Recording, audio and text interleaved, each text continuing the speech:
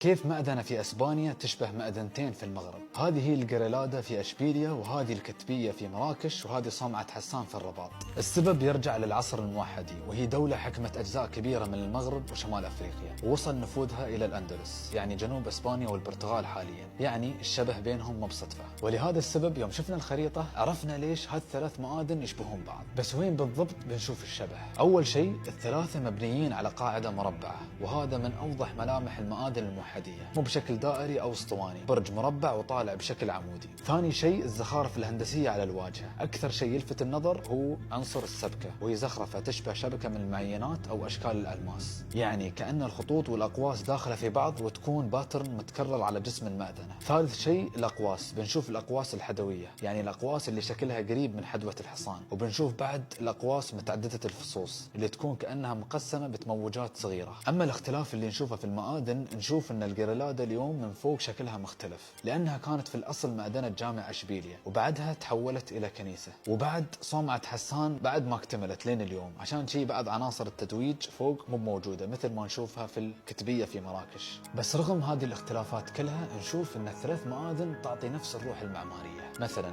القاعدة المربعة، الاقواس، الزخارف الهندسية.